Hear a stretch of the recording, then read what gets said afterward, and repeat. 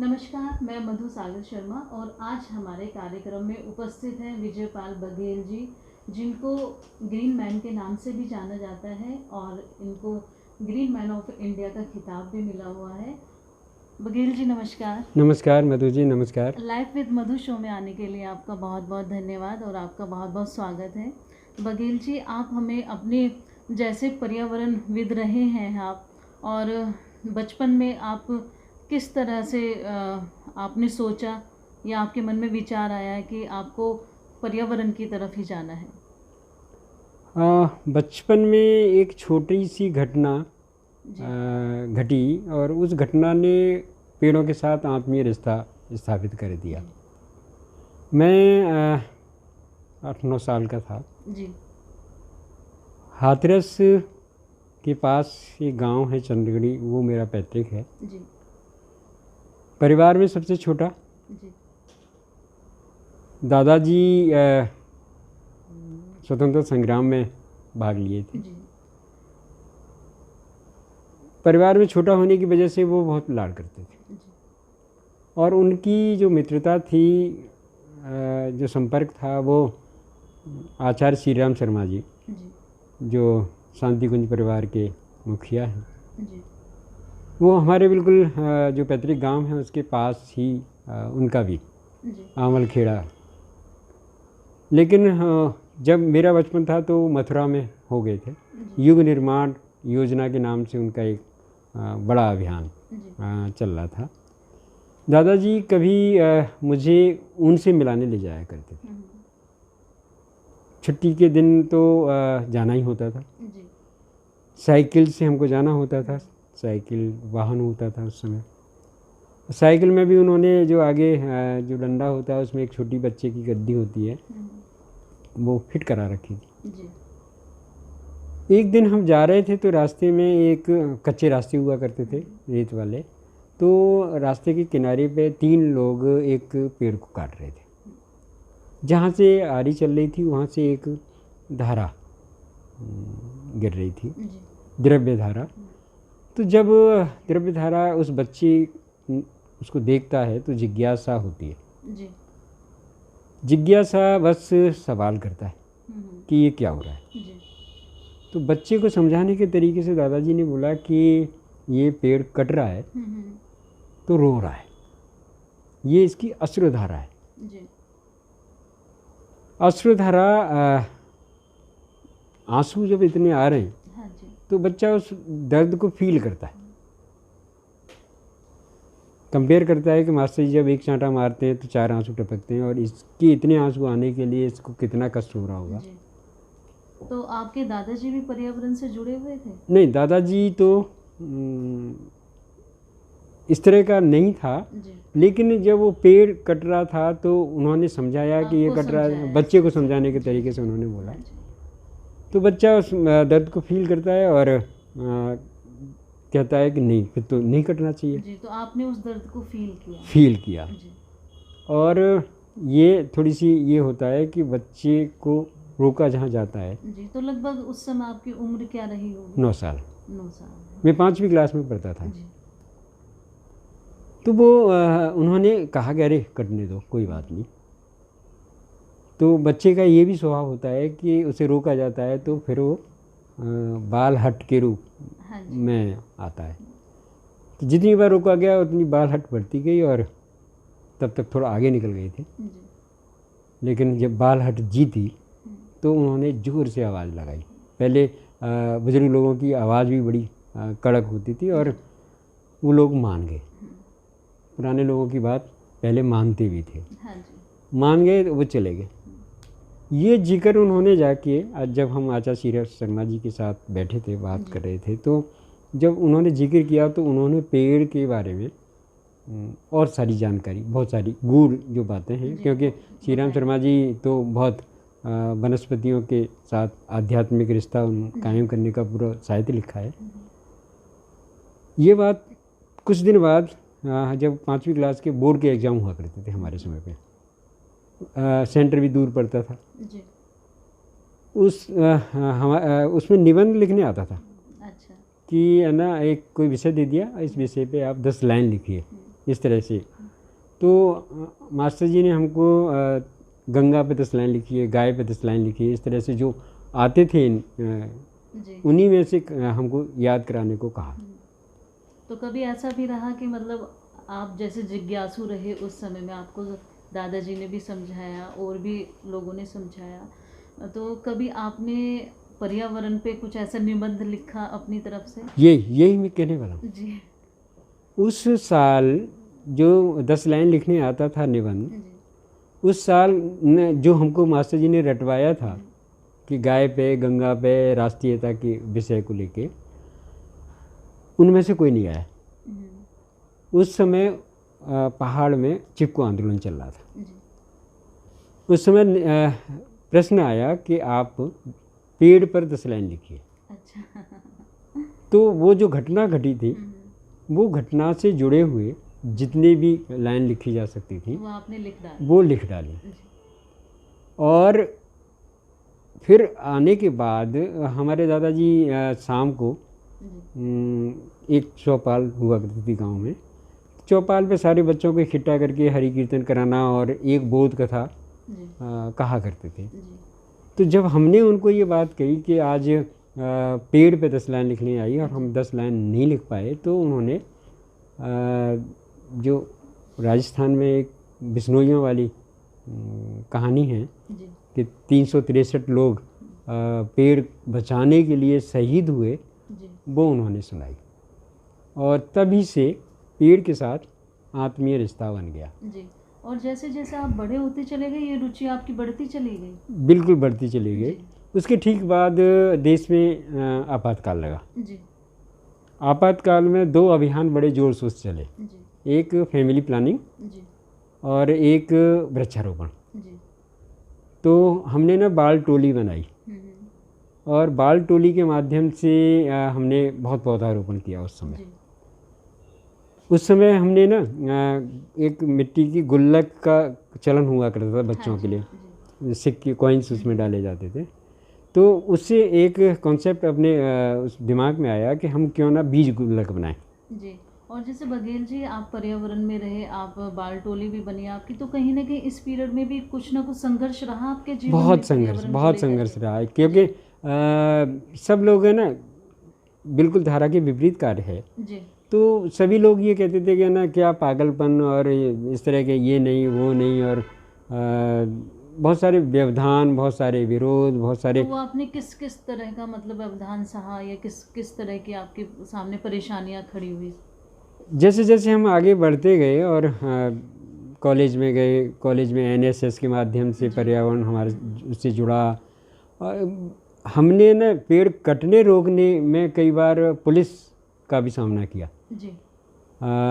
कई बार हमको थाने जाना पड़ा, कई बार हमको हमारे खिलाफ रिपोर्ट दर्ज भी हुई, लेकिन बाद में क्योंकि जनहित का काम था, प्रगति हित का काम था, तो उसमें हमें जेल नहीं जाना हो पाया। बाकी बहुत सारे आंदोलन भी किए, आंदोलन में भी बहुत संघर्ष झेला, राजनेताओं का झेला, जान से मारने की धमकी तक, अटैक तक, ये बहुत कुछ हुआ। तो इसमें भी आपको काफ़ी संघर्ष बहुत हर दिन कोई ना कोई संघर्ष करना होता है। जी। और जैसे बघेल जी, आपको ग्रीन मैन का खिताब मिला, तो उसके पीछे का हमें बताइए कि किस तरह से मतलब आपने कार्य किए और किस तरह से आपको खिताब मिला? ये ग्रीन मैन तो आपकी देन है जी, मीडिया की देन है जी। अमेरिका के उपराष्ट्रपति रहे हैं अल गोर साहब जी। अल गोर साहब ने पूरी दुनिया से 500 क्लाइमेट लीडर्स बनाए जी। 500 क्लाइमेट लीडर्स की उन्होंने एक ट्रेनिंग प्रोग्राम रखा जी। ट्रेनिंग प्रोग्राम में तो वो ट्रेनिंग प्रोग्राम कहाँ रखा था, मतलब वो नहीं मेलबोर्न में था। वहाँ उस कार्यक्रम के जब ख़त्म हुआ तो उसके बाद जो सर्टिफिकेट दिया जाता है, सर्टिफिकेट विजयपाल बघेल की जगह ग्रीन मैन बघेल दिया। तो वो मीडिया ने उस नाम को उठाया और तभी से ग्रीन मैन हो गया। और जैसे आपको मैंने अक्सर देखा है कि आप ग्रीन कपड़े ही ज़्यादा पहनते हैं, तो इसके पीछे की क्या कहानी है? इसके पीछे भी एक घटना तो है। जी, बताइए उसके बारे में भी हमें। हमारे पूर्व राष्ट्रपति, जिनको मैं गुरुतुल्य मानता हूँ, डॉक्टर APJ अब्दुल जी कलाम साहब, जी एक बार हम पौधारोपण कर रहे थे, पौधारोपण कार्यक्रम में वो भी हमारे साथ थे। जी तो पौधारोपण की जो गतिविधि थी, जो प्रक्रिया थी, उसको वो बड़े बारीकी से देख रहे थे। और उन्होंने वैसे ही जी एक टिप्पणी की कि बघेल, तुम्हारा मन इतना हरा है जी तो तन क्यों नहीं हरा करते। जी वो उनके आसपास के कुछ लोगों ने वो बात सुनी, उन्होंने कहा तो वैसे ही, जी लेकिन बाद में हमको उन्हीं के माध्यम से, जी उन लोगों के द्वारा जी हमको एक हरित परिधान दिया गया और हमने वो आशीर्वाद और प्रसाद के स्वरूप में जी स्वीकार किया, और तभी से तब से आप ग्रीन ही कपड़े पहनते ग्रीन हैं। कपड़े थे। अब बघेल जी देखिए, बहुत सी NGO हैं, संस्थाएं हैं, और ये समय समय पे अभियान चलता रहता है पौधारोपण का। जी लेकिन उसमें क्या होता है कि ये बहुत ही जोर शोर से तो कराया जाता है, लेकिन फिर पीछे ना कोई भी ध्यान देने वाला नहीं है, और वो पेड़ भी ना बिल्कुल मुरझा जाते हैं, मर ही जाते हैं एक तरह से। अगर किसी ने 500 पेड़ लगाए हैं तो उसमें से 10 रह गए हैं। जी। तो ये अभियान जैसे चलता है, तो उसमें कभी आपने मतलब लोगों को जैसे जागरूक किया होगा कि आप इस तरह से करिए कि पेड़ कम से कम लगाएं, लेकिन उनका ध्यान रखिए, चाहे कोई माली उनको रखवा दीजिए ध्यान रखने के लिए, या समय समय पे खुद ध्यान रखें। तो जब आपने ये अभियान चलते हैं NGOs के, तो उसके बाद फिर आपका क्या प्रतिक्रिया रहती है कि मतलब पेड़ों को किस तरह से मतलब देखते हैं आपकी इतने पेड़ लगाए गए? ये अभियान पौधारोपण के नाम पर चलते हैं।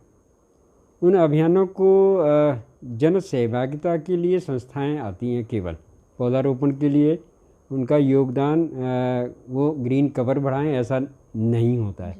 तो मेरे ख्याल से बस ये माध्यम रहता है कि आए, फोटो खिंचाएं पौधारोपण करते हुए, बस जो मैंने देखा है। हाँ बिल्कुल, क्योंकि ना सबसे पहले ना विचार आता है, जी फिर विचार के बाद एक्शन होता है। हाँ जी हमारा उद्देश्य, अगर कोई पौधा लगा के फ़ोटो भी खिंचा रहा है जी तो हम उसको भी कम से कम इतना मान लेते हैं कि उसने पेड़ के प्रति कुछ तो उसका भाव जगा। जी न जगने वाले से, जो नहीं फ़ोटो भी नहीं खिंचाता, पेड़ भी नहीं लगाता, हाँ जी। उससे तो ठीक है, वैसे लगा के उसे बचाना चाहिए। सबसे ज़्यादा ज़रूरी वो है, क्योंकि हमको ना 3 सेकंड के बाद सांस लेनी होती है, जी और सांस वहाँ से आती है। हाँ जी हमको जब ये चेतना आ जाएगी जी कि हमको जीवन दे रहा है, जी तो हम जो लगाने वाले हैं ना, फोटो नहीं खिंचाएंगे, बिल्कुल। हम जैसे उसको अपने बच्चे का हम ख्याल रखते हैं, बिल्कुल छोटा सा, तो पौधा भी हमारे लिए एक बच्चा ही है। सभी बिल्कुल। को उनका लालन पोषण उसी तरह से करते रहना चाहिए। और बघेल जी देखिए, जैसे सर्दियों का मौसम आता रहता है और पॉल्यूशन इतना ज़्यादा बढ़ जाता है, आप देखते हैं कि पंजाब में भी और जगह भी पराली जलाई जाती है, और जिससे फैक्ट्रियों का और मतलब गाड़ियों का जो पॉल्यूशन का रेट है, उनका AQI 500 तक बढ़ जाता है। 900 तक हो अब जाता है। 900 तक हो गया है। तो कुछ भी। ऐसे में मतलब आपका क्या प्रयास रहता है कि मतलब किस तरह से लोगों को समझाया जाए इस चीज़ के बारे में? पहले तो हमको ये समझना चाहिए कि 2016 से पहले भारत में इन्वायरमेंटल इमरजेंसी नहीं लगती थी, जी यानी किसी तरह का बैन नहीं होता था। जी वो कब हुआ? सुप्रीम कोर्ट की गाइडलाइंस आई। जी वो क्यों आई? क्योंकि एक गैस चैम्बर बनता है। जी जब भी हमारे वायुमंडल में मॉइस्चर आता है, यानी कि सीजन चेंज होता है, सर्दियाँ आती हैं तो मॉइस्चर चेंज होता है। हमारे यहाँ सबसे पुरानी पर्वतमाला है अरावली। जी अरावली जो वेस्टर्न डिस्टर्बेंस है, उसको रोकने का एक बैरिकेडिंग का काम करती थी। हमने इस भौतिक उसमें और सरकारी नीतियों के भी गलत नीतियों के कारण भी अरावली को हमने पूरी तरह से तहस नहस कर दिया। जो वेस्टर्न डिस्टर्बेंस था, पहले जो अरावली रोकती थी, PM 2.5 और PM 10 जो पार्टिकल्स हैं, जी वो अब हम सीधे यहाँ आते हैं जी और यहाँ आके वो गैस चैम्बर बनाती हैं।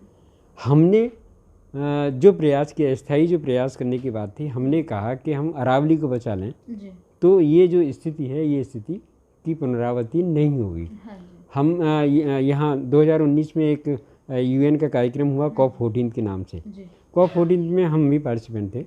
तो उसमें उन्होंने कहा कि भारत के पर्यावरण को बचाने के लिए कोई एक ऐसा स्थायी समाधान क्या हो सकता है।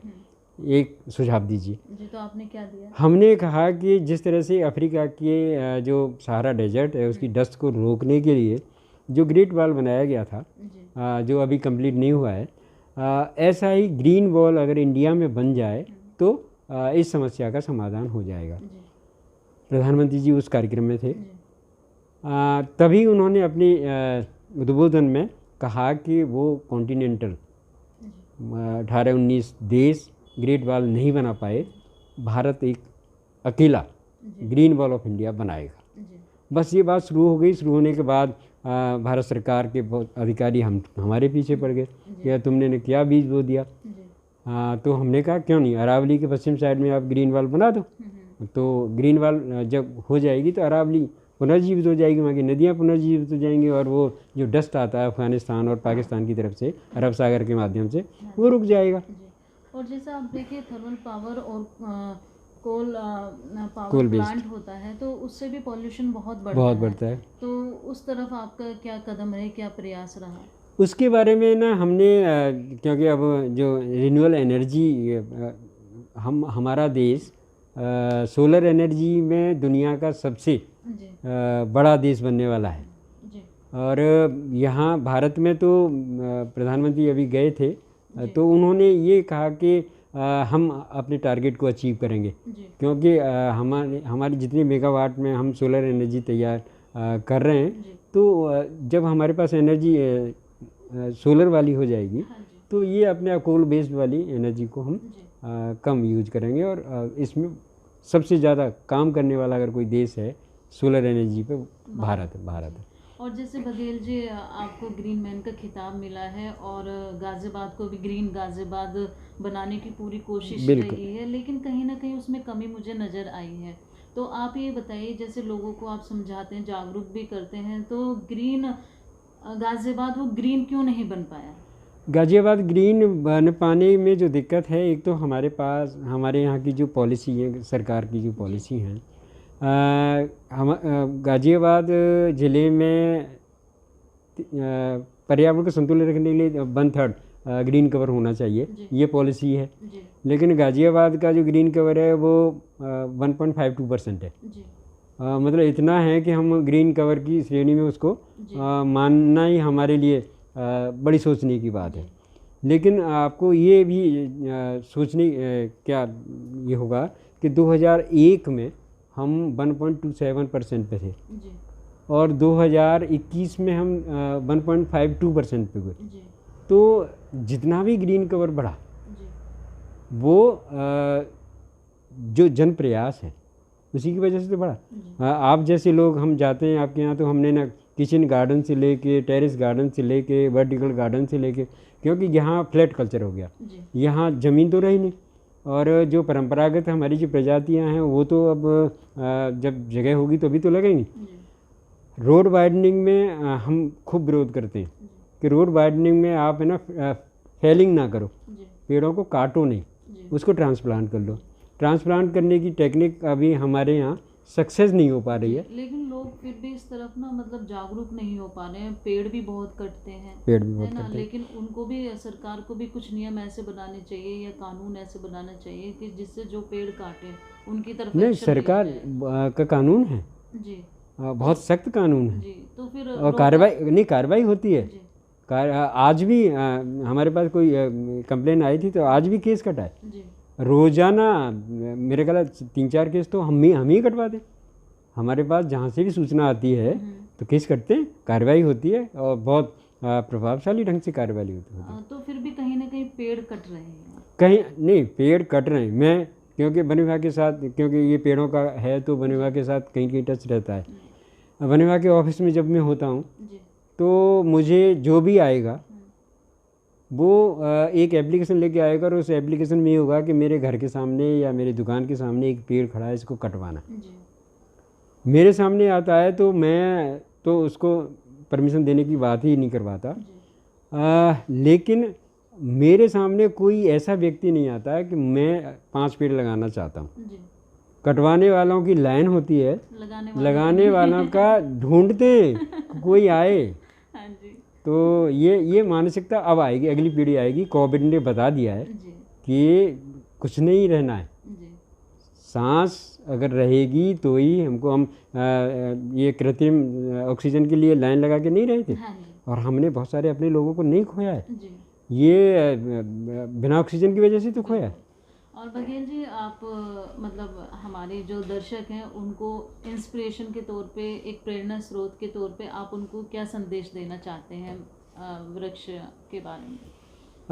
मेरा लाइफ विद मधु के सभी दर्शकों से हाथ जोड़ के निवेदन है कि हमें जीना है तो जो सबसे ज़्यादा ज़रूरी है वो प्राणवायु है, यानी ऑक्सीजन है, क्योंकि हमको 3 सेकंड के बाद जिसकी ज़रूरत पड़नी है। हम बिना मकान के, बिना पैसे के, बिना घर के, बिना खाने के भी, बिना पीने के भी ज़िंदा रह सकते हैं, लेकिन बिना ऑक्सीजन की ज़िंदा नहीं रह सकते। और ऑक्सीजन केवल पेड़ बनाता है। पेड़ कम हो रहे हैं, यानी हमारी सांस कम हो रही है।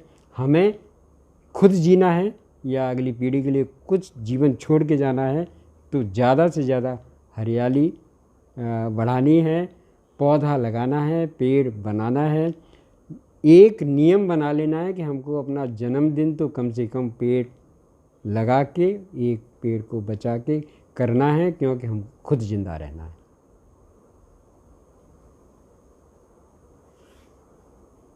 जैसे लाइफ विद मधु के शो के माध्यम से बघेल जी ने बहुत अच्छा सभी को संदेश दिया है कि कम से कम अपने जन्मदिन पर तो हम एक वृक्ष लगा करके उसको जीवन दान दे सकते हैं। और ये भी उन्होंने सच कहा है कि जब तक पेड़ आप नहीं लगाएंगे तो आपको ऑक्सीजन कैसे मिलेगी। तो मैं भी अपने शो के माध्यम से यही कहना चाहती हूँ अपने सभी प्यारे दर्शकों से कि आप कहीं भी जा रहे हैं, किसी के घर जा रहे हैं, किसी के प्रोग्राम में जा रहे हैं, किसी की शादी में जा रहे हैं, तो आप और गिफ्ट ना लेकर के प्लांट को ज़रूर ले करके जाएं साथ में, क्योंकि उससे क्या है, एक तो लोग जागरूक होंगे और आप जो उनको प्लांट गिफ्ट करेंगे तो वो उसको अपने घर में भी रखेंगे और उसको सुरक्षा भी करेंगे, उसका पालन पोषण भी करेंगे। ये प्रचलन बहुत कम होता जा रहा है। मैं लोगों को यही कहना चाहूँगी लाइफ विद मधु के शो के माध्यम से कि आप वृक्षारोपण करें, क्योंकि ये आजकल हमारे जीवन में और आने वाले समय में हमारे जीवन के लिए भी बहुत ज़रूरी है। अगर हम वृक्षारोपण नहीं करेंगे तो शायद हमें वो ऑक्सीजन नहीं मिल पाएगी।